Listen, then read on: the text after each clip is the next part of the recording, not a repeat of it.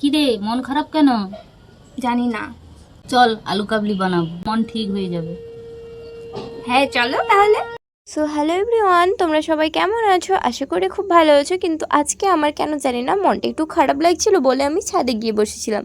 তখন মা আমায় বললো চল আলু কাবলি বানাই, তোর মনটা ঠিক হয়ে যাবে আর বিকেলে টিফিনটাও হয়ে যাবে। তাই জন্য আমি নিচে চলে এলাম আলু কাবলি বানানোর জন্য ফ্রিজ থেকে সবজি নিতে। আমি আলু কাবলি করার জন্য টমেটো নিয়েছি দুটো, একটা শসা নিয়েছি, একটু ধনেপাতা নিয়েছি, দুটো বড় বড় কাঁচা লঙ্কা নিয়েছি, আর দুটো পেঁয়াজ নিয়েছি, আর একটু লেবুর রস দেবো। তাই জন্য একটু আমি এখানে বসে পড়েছি বটিতে কুচি করতে। বটিতে কুচি করতে আমার এত ভালো লাগে, ইন্টারেস্ট লাগে একটা, ঠিক আছে। তো আমি ছুরিতে কাটছি না, বটিতেই কাটতে বসে যাচ্ছি। প্রথমে পেঁয়াজটা কেটে নেব, না হলে এরপরে যেগুলো কাটবো তাহলে আর বটিটাতে পেঁয়াজ গন্ধটা থাকবে না। এটা মা আমাকে বলে, সবসময় শিখায়। এভাবে যেতে আসলে তো আমার নিচটা অন্ধকার দেখাবে।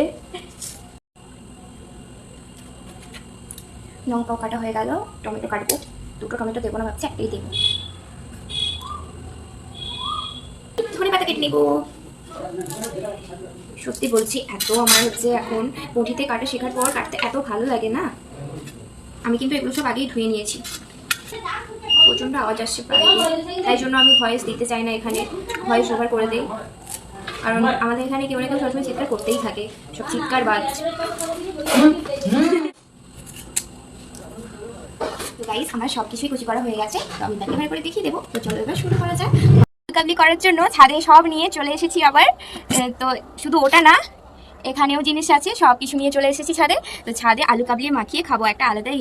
তো চলো দেখতে থাকো। তো গাইস, এই আলুগুলো কিন্তু আমি আগে থেকেই সিদ্ধ করে নিয়েছি। আমি বলতে আমার মা আগে থেকেই সিদ্ধ করে নিয়েছিল, ঠিক আছে। তো এগুলোকে এবার আমি কিউব করে কেটে নেব। এখানে আমি একটা ছুরির সাহায্যে এক ফালি আলু নিয়ে সেটাকে পাতলা পাতলা করে কাটার চেষ্টা করছি। তাহলে ভালো করে মাখানোও হবে, দেখতেও সুন্দর লাগবে, খেতেও ভালো লাগবে। আর তোমরাও বাড়িতে এভাবে আলু কাবলি বানিয়ে খাও, দেখবে মনটা খুবই ভালো লাগছে। কারণ ঝাল ঝাল টকটক খাওয়ার সবারই খেতে ভালো লাগে প্রায়। আমি তো আলু কাবলি খেতে খুবই পছন্দ করি। গাইস, আমার আলুকে কিউব করে কাটা হয়ে গেছে, আর আমি এই জামটাতে করে মাখাবো। এতে আমি এক এক করে সব মশলাগুলো দিয়ে দেবো। প্রথমেই দেবো, মশলা নয় মানে যেগুলো কুচি করেছি, প্রথমেই দিচ্ছি পেঁয়াজ কুচি, দিচ্ছি শসা কুচি, তারপরে দিচ্ছি কাঁচা লঙ্কা কুচি, আমার ফেভারিট ঝাল ঝাল, তারপরে দিচ্ছি ধনেপাতা কুচি, তারপরে দিচ্ছি টমেটো কুচি। আর যে মটর সিদ্ধ করে রেখেছিলাম আর ছোলা ভেজানো ছিল, সেগুলো আমি এখন দিয়ে দেবো এগুলোতে।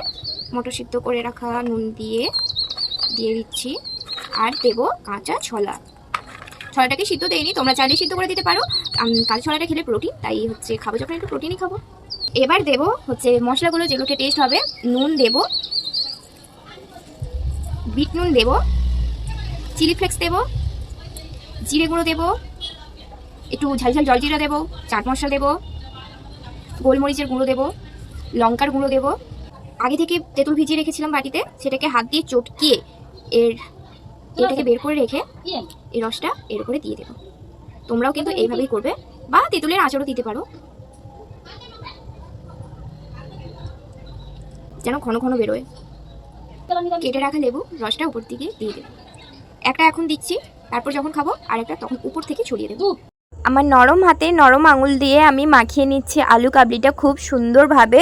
এইভাবে সুন্দর করে না মাখালে ভালো করে তখন খেতে ভালো লাগবে না, জিনিসটা ভালো করে মেশানো হবে না মশলাগুলো। তো ভালো করে একদম মাখিয়ে নিতে হবে সব কিছু পরিমাণ মতো দিয়ে। তোমরা এইভাবে সব কিছু পরিমাণ মতো করে দিয়ে মাখিয়ে নেবে। আর এই যে আমি চানাচুরটা মাখিয়ে নেওয়ার পর উপর দিয়ে দিয়েছি, আর রসটাও দিয়ে দিয়েছি। এবার সুন্দর করে বাটিতে সাজিয়ে খেয়ে নাও। আলু কাবলি আমার তৈরি করাই হয়ে গেছে। এই দেখো কি সুন্দর টেস্টি টেস্টি, আমার তো দেখেই জিভে জল চলে আসে। তো এবার টেস্ট করার পালা, তো চলো খেয়ে দেখি।